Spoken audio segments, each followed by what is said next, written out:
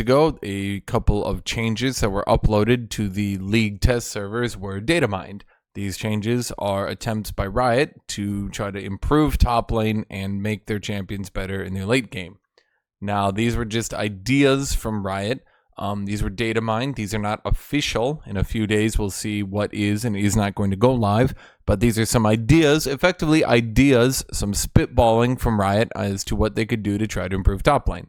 Now, some of these have already been confirmed to not be happening or will change. So none of these are actually official until they, at the very least, put out previews. Some of these, obviously, the numbers weren't quite right. Some of these were undertuned. But the general idea as to what Riot is doing is this. So I just want to iterate on that. I want to hammer on that the numbers maybe aren't the most important because these were seemingly like a data mined first take by Riot. And some people have taken this very offensively and gotten very mad. I, on the other hand, look at this, well, as it is. And what is it? It's a first take from Riot. It's a first attempt by Riot to try to do some stuff. Now, Phreak did come in and respond to a bunch of people. So at the end of this, after I go through these, we'll see, is Phreak smarter than a Redditor? So, first up, we have Volibear. Volibear would get his passive AP ratio increased from 40 to 50%, his W damage to health to damage ratio decreased, and then his W heal increased. So, yeah, I don't really like the idea that they're trying to push AP Volibear again, particularly because they still haven't made it so Demonic Embrace procs on his passive. So I actually don't like the idea of pushing AP Volibear because especially it's just a funny one-shot build. The nerf to his health ratio is odd, but they are making the missing healing scale much harder. At rank 5, it would be 20% instead of 16%, so he would get a lot more healing as the game progressed. Not much really to talk about here because Volibear is kind of boring. But basically, trying to push Volibear to be an even funnier AP one-shot champion, I don't think is a good idea. Yeah, that's all. I also think they can maybe try to do something where, like, instead of like maybe keep the health nerf to his W, but then reduce the cooldown at rank 5, even from 5 to like 4.5 seconds cooldown. I think would be good. It would help him in a 1v1, and importantly, because they're trying to make his 1v1 better here anyway, right? So I think the important thing with that is it would allow him to get to his healing W more often, whereas now, particularly as you reach into the late game, it can be a little bit difficult to get to his healing W in time. Okay. Tahm Kench in Riot's daily attempt to try to push Tahm Kench to top from bot, because they do that. Once a season, they'll push Tahm Kench to top from bot, and then they'll nerf him. After about a month and a half, they'll nerf him away from top, back to bot lane. Get it? Okay. So his passive damage would go from 8 to 60 to 6 to 15. However, the passive ratio would go from 3% to 6%. So Tahm Kench at level 1 would be doing about the same, a bit less damage. But as he continued to get more and more bonus health, the amount of damage he would get would go up pretty considerably. 3% means that, let's see, at about 1,500 health, I think it is, if I'm doing my math right. At about 1,500 bonus health, it would break even. Beyond 1,500, he would do more. So Heartsteel Tahm Kench would deal dramatically more damage. And as he reached the late game, Tahm Kench would start doing dramatically more damage. Nerfing the Q base damage a bit, nerfing the Q base healing a bit, but buffing the Q missing health. So basically what they would try to do here on Tahm Kench is push him to be more item reliant, more like bonus health reliant, less base, less damage early game in particular, less healing early game, but more comeback healing, more health scaling. That'd be their idea for Tahm Kench. For Sion, basically just nerfs. I don't think this was a top lane change. I think they just wanted to nerf Sion. So in all honesty, there's not really anything worth going over here because I don't think this really even fits into what they were trying to do. I think they were just trying to nerf Sion, and I don't think that's actually part of these changes. So I'm not even going to go over them. Shen, passive shield, would now just have a 50 flat amount, but the bonus health would go from 12% to 14%. I think most people have noted that this is kind of a harsh nerf. It would push Shen into being tankier late game. The numbers, I mean, again, you have to remember these numbers aren't final. So the idea of what they're doing is trying to push Shen into going heart steel, scaling harder, stuff like that. The numbers aren't entirely there, but it's just the idea. He'll be tankier in the late game, which is probably good, or maybe not. I don't know. Set, once again, the numbers aren't really important. The idea is nerf to the base damage on his ult, nerf to his base right click, but more scaling on his right click, his second punch at any rate, and then buff to the AD ratio on his ultimate, so that his ultimate would scale better, and that his ultimate is right click would scale better. That's generally the idea of what they're doing with set, which is probably fine. Once again, yeah, nothing wrong with that. Actually, I think that's probably a good idea. The numbers are a bit wonky, but once again, I think the general idea is fine. Push set to be more late game. In particular, I think that his right click scaling better is actually good, because right now set kind of has an issue. As you get later and later into the game, the champion basically becomes only his W. Like, only his W matters and is important. Sorry, I wore my headset all day. It kind of hurts. That's why I have it off right now, mind you. But yeah, I mean, as you get into the late game, set's right click kind of stops doing as much damage, and his W starts being basically the only thing that does anything. So it would definitely be a good idea to try to push his right click to do more again into the late game. Ornn, I think this is intended to be an overall tone down on Ornn. He's performing a little bit too good right now. Just like a little bit too good, though. Not really anything that I thought was worth even looking into, if you want me to be blunt. Like, his pick rate already fell off. Like, it was really high. His pick rate was really high, and then it kind of fell off a bit. His win rate is still like a 51%, but it wasn't really that big a deal. Either way, a 10 damage nerf on his Q, a 10 to 30 damage nerf on his E, but then his E gets more base resistances. Realistically, that's just a nerf. I think it would like even out into the super late game, but the 10 damage nerf on his Q hits his early game pretty hard. The 10 damage nerf on his E hits his early game, again, pretty hard. Nothing really else to say than that. Mordekaiser, okay, so these ones I actually do know were pulled, so I'm not even going to talk about them. The set changes, they said they wanted to do more set, but the Mord changes, they basically just pulled and said we'll work on it later. They're going to nerf his base damage on his Q really hard, but then buff the AP ratio really hard. The problem is, everyone looked at this and they were like, there's basically no way Mord can get this to be a buff unless he goes death cap. And like, the problem is Mord can't really go death cap. And it doesn't make much sense to push Mord into building death cap. The way Mord is set up right now is that he's supposed to be building tankier.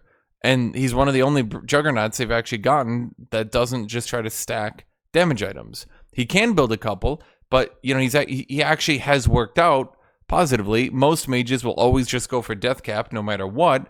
Mord is one of the only mages they've ever gotten to actually not just try to build death cap in every situation. Malphite, I think Malphite, they just intend to be a nerf, but we'll see. A big AP ratio buff on his Q, a big base damage nerf on his Q, and then the movement speed steal on his Q increased. So the only thing I can think with this one is they're trying to push Malphite to do like Demonic Embrace, maybe? But like, Malphite's build is pretty... what's the right way to put it? It's pretty cut and dry. You're gonna go... Iceborne into Sunfire into probably a Gargoyle. Sorry, Iceborne into Sunfire into like a... yeah, probably a Gargoyle for the magic resist, right? Maybe that other MR item that reduces MR from your opponents, maybe that's it. But he doesn't really have time to build AP ratios. And I don't think that Malphite being encouraged to do the haha funny AP Malphite one-shot build, I don't think that's a good idea at all. So, once again, much like the Malphite changes, much like the Mord changes, the Malphite changes I don't think are a good idea. I don't think pushing the funny haha one-shot build is a good idea, particularly on the few remaining champions who aren't trying to do haha funny one-shot builds. Cho'Gath, it seems to be the same thing. Slight damage nerf on his ult, AP ratio buff, AP ratio buff. I don't know why they're pushing AP Cho'Gath, but okay. They seem to be pushing AP on every champion. At best, they're trying to push funny demonic embrace builds, but with Cho'Gath getting AP ratio on his E and AP ratio on his ult buffed, and AP Cho'Gath is already not that bad, right? So it doesn't seem like trying to, like, is one of the champions that can build health, that can actually build tanky, right? It seems really weird that they're trying to push all these champions into funny one-shot builds rather than actually trying to encourage them to do what they should be doing. Yeah. Camille's getting buffed, a little bit more damage on her rank 5 W. The AD ratio on her W buffed back.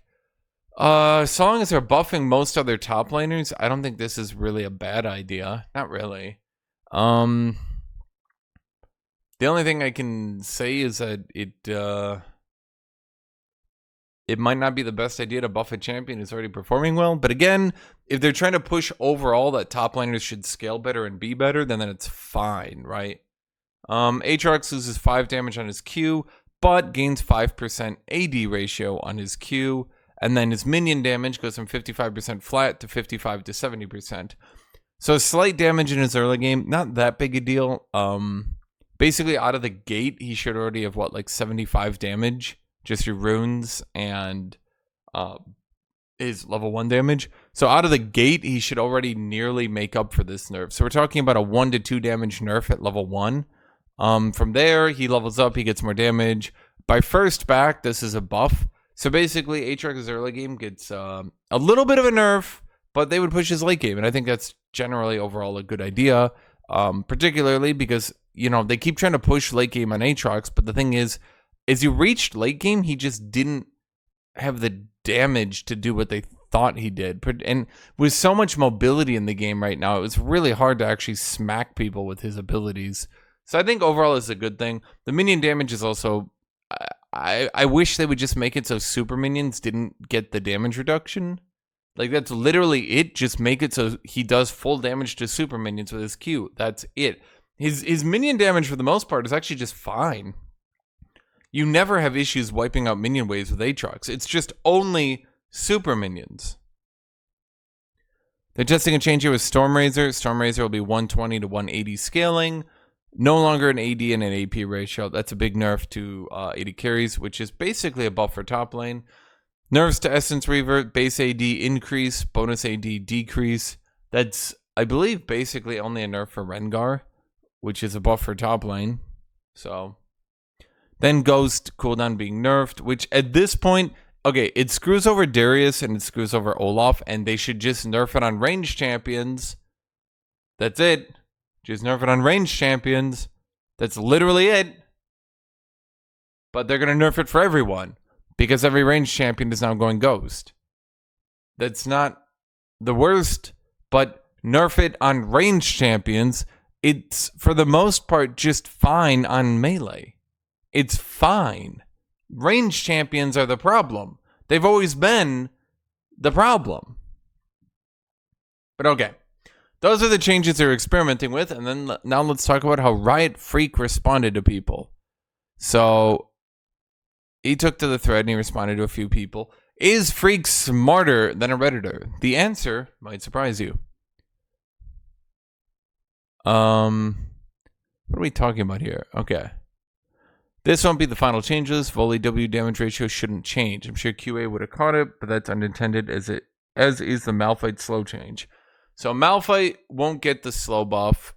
Volley won't get the W damage nerf. Mord and Set are entirely being pulled. Stormrazor's changes are different. She was getting some tweaks, a few more changes. Yeah, see, that's what I'm talking about. Like, it's kind of like, it's a good idea to get like an idea for what Riot's doing. Bruisers scale better late game. Okay.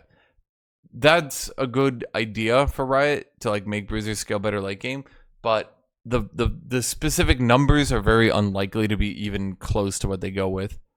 Goals are to shift pro play towards fighters and overall increased top lane agency and team attention. No point in ganking or winning your lane if one of the champions doesn't care about gold to begin with. So basically, they want top laners to scale better because they want them to have more gold, because they want them to care about gold. As we've seen, top laners tend to not scale because they nerfed all their items, and getting top lane items tends to not do much, right? So like a 2-item ADC can completely destroy the game. A 2-item bruiser is strong. There's a difference between a 2-item ADC wins the entire game and a 2-item bruiser is strong. One wins the game, one is a inconvenience to deal with. Again. Some of the champions in the list are not even picked in pro play, they're not even popularly strong to begin with, and you don't increase top lane agency by nerfing their champions. Tanks also do care a lot more about gold since their items cost more. Everything he just said is wrong. Tanks don't care about items, and their items don't cost more, they're cheaper.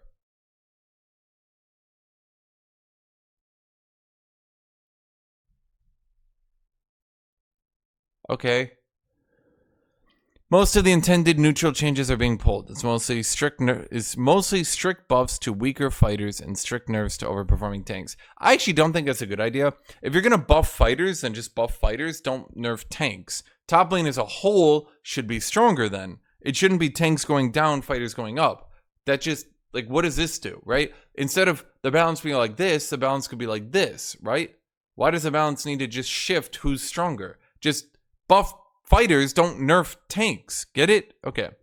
Why are you making Tahm Kench weaker? Top Kench should be similarly powerful. If the change is missed, we can compensate next patch. So yes, they do want to push Tahm Kench to top lane. He's already weak now, though. Why do you feel they need to adjust him and place it, just making him less shit? He's not weak in his current player's hands, so he wins an average number of games.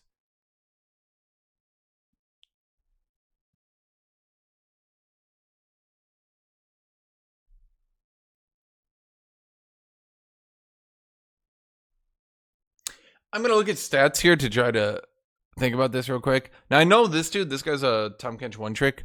Winning average 100 games is a bit deceptive, though, isn't it? Not only is his play rate very low, but he is a very simplistic engine, blah, blah, blah, blah, blah. He's saying his play rate is low, therefore he's mostly being played by one tricks. Phreak says play rate is not an indication of average champion mastery. So there's actually a way to prove which one of these are correct. And my gut feeling is actually that Phreak is going to be correct on this one, but we'll see. And yes, Phreak is correct. Sorry, No Armed Watley. Despite having a pick rate of 2.5%, only 0.4% of people main Tahm Kench. Yeah, that's not very high. Over here, it's 0.3 to 2.5. So 2.5% of people play Tahm Kench, but only 0.3% main him. That's not very high. That's, for example, if you compare that to Quinn, 1.8% of people play Quinn, but 0.3% main them. So same number of people main Tahm Kench as main Quinn, but less overall people play Quinn. So as a percent, more percent of people playing Quinn main Quinn than Tahm Kench. Tahm Kench actually seems to have not even a very good one-trick rate. The amount of people one-tricking Tahm Kench is not very high. To put this in perspective, more people one-trick Urgot than one-trick Tahm Kench. So Tahm Kench does not have, in fact, so yes, actually, Phreak is correct on this one. Tahm Kench does not have a high one-trick rate, actually.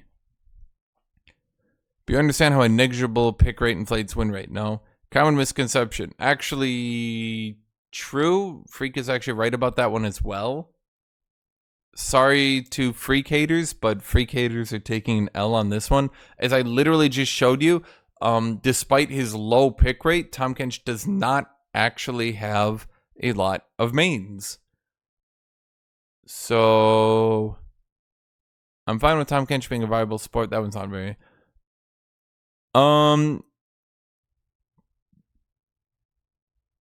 Question regarding fighters. What is your general opinion about Trinity Force? From my experience, if a champion's kit can build Trinity, then it's automatically their best item.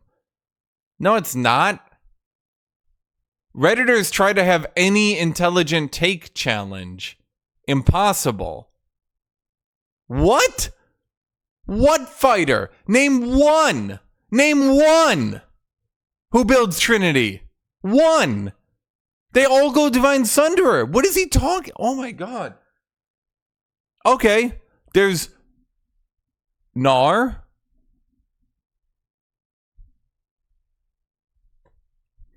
Trinity Force changes in 13.10 were good direction, but it's a bit overpowered now. On range champions. On range champions. If you nerf it on everyone instead of just range, I will hunt you. In game.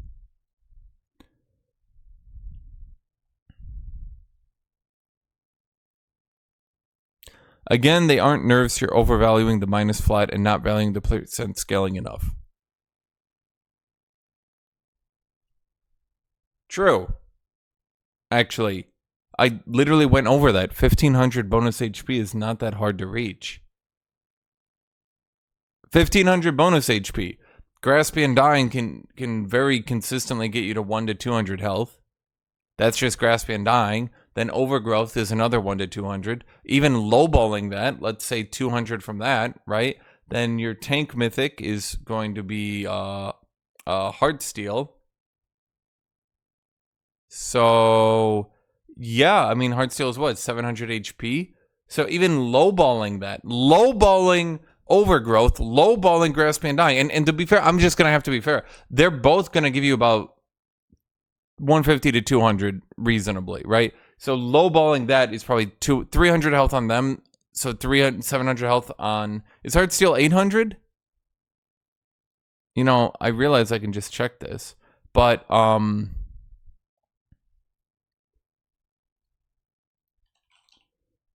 Heartsteel is 800. So lowballing of Grasping and Dying and Overgrowth and Heartsteel, that's already 1100. So I actually kind of agree with this. That doesn't take too long. Okay. I mean, I think the numbers aren't entirely correct, but I mean, it's not a direct nerf either. No. Tahm Kench's late game gets buffed, his early game gets nerfed. They're not, I mean, again, they aren't strictly nerfs. I'm not sure I agree with the numbers entirely, but no, I don't entirely agree with the Redditors. The Redditors are not entirely correct on this one.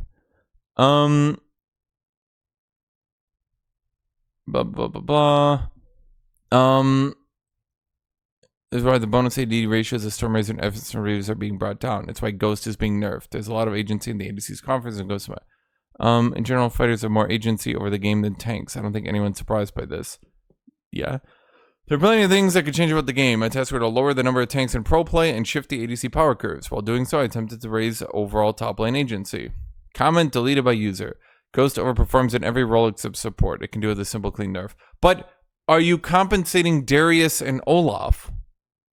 Because Darius and Olaf need Ghost to perform. They will get nerfed. Darius's win rate will drop.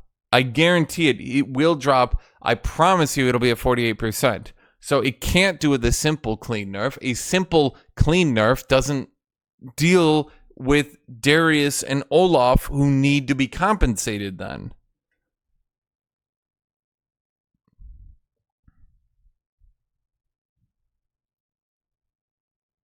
Okay, AB Bruiser's song. Oh, this is from Mord. No, Phreak's dumb on this one. No, I remember reading this one. Basically, he talks about Mord, and he talks about, like, oh, it's only Mord's late game that got nerfed. And everyone was like, then it's not a buff, is it? And he was like, oh, yeah. So, yeah. Yeah, that was pretty fucking stupid of him, actually. If you nerf someone's late game and you don't buff their early game, then it's just kind of a nerf. Isn't it? Boy, I love Reddit. It's so simple and easy to find things. Generally appreciate your work. Agree that top lane champs should care about gold, so weak siding top becomes worse. That's true. I just have a personal fear that making top lane more snowbally by increasing the scaling of champions just makes bad matchups even worse, and the lane might become even more counterpick reliant. I'm actually going to go with the opposite on this one. I have noticed this a lot. It is very easy to die in top lane right now and not really have it matter. I've noticed that a lot, and I'm sure you guys have noticed that a lot. Dying in top lane right now is really not that big a deal. You can be down a longsword, and it's really not that big a deal. It's really not. Like, it sounds dumb, but it's kind of not the biggest deal. It's really not. 3 is definitely a valid point. Well, I mean, it is. If we ever take a big holistic look at top lane and try to meaningfully change lane dynamics, this seems like an important factor to keep in mind. Okay, he kind of pisses me off because he says shit like this, but he's not, like, he's either being intentionally deceitful, or he just doesn't understand what he just said.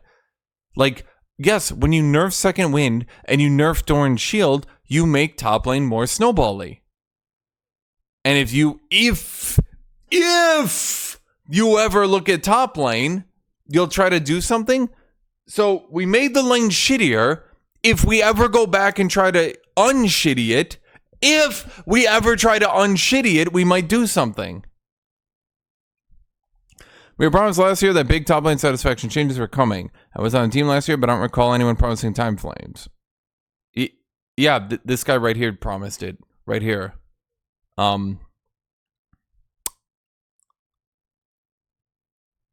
Does he not understand why top laners are so pissed off? This right here.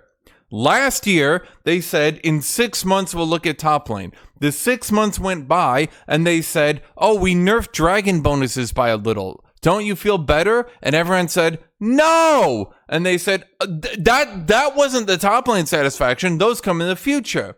Then they buffed Steric's Gauge a little bit, buffed Teleport a little bit, and said, aren't you guys satisfied now? And everyone went, no! And they said, oh, that wasn't the top lane satisfaction either. They're still coming. So yeah, people are a little pissed.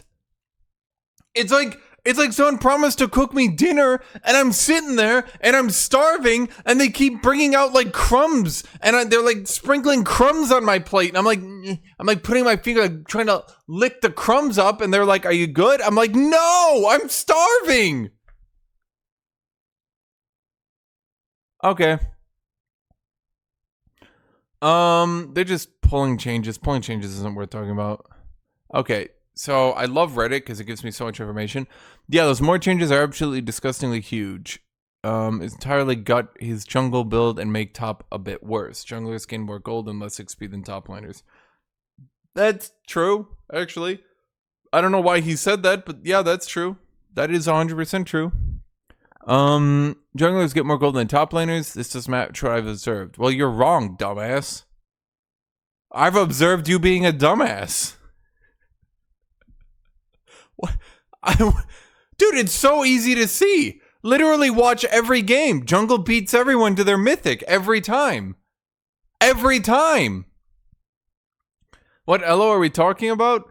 He's like iron to gold, plat to diamond, and masters plus. So everywhere. Literally everywhere. Phreak's like, he's like, what elo are we talking about? He's like, every rank. Literally every rank. Okay. On average, top laners and junglers farm an equal amount of gold. Junglers kill more champions and are thus richer. True, but part of the issue is that they can farm less to reach equal gold because of how they did that stupid biscuit thing.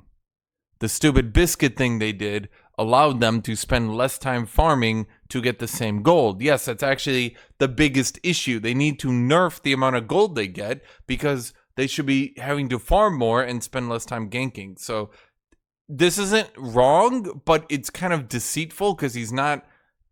Top laners spend 99% of the game farming. Junglers spend leniently 50% of the game farming. And then they end up at the same gold. So, yeah.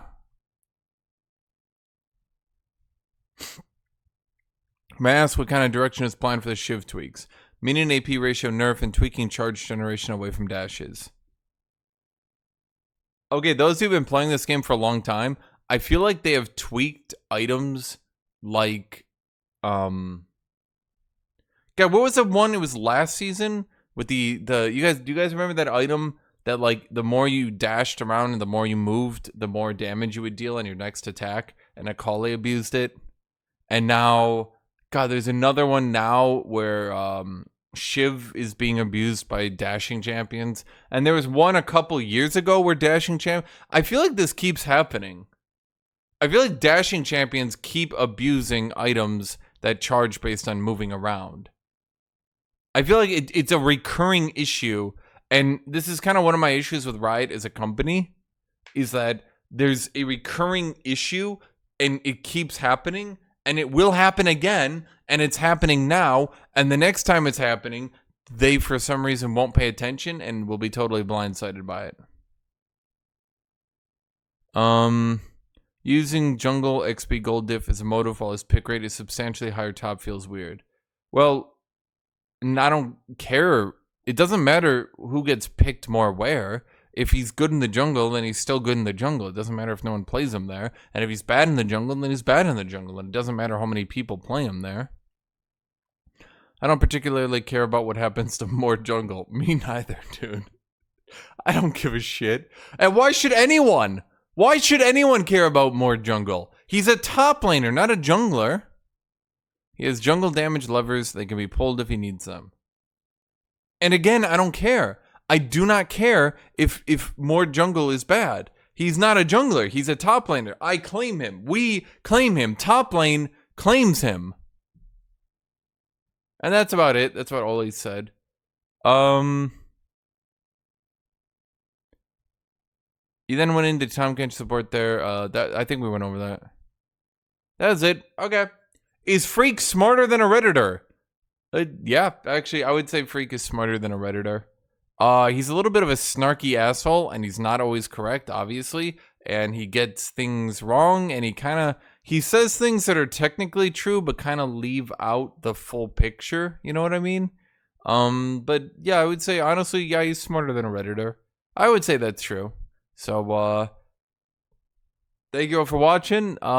These are some changes that might happen to top lane, and there are the perspectives. Once again, these changes are not guaranteed to happen. We can already see that many of them are pulled, but we'll see in a few days when they upload potential changes. We'll see what's happening. So thank you all for watching. Make sure to like, leave a comment. Thank you, everybody. Have a great rest of your day.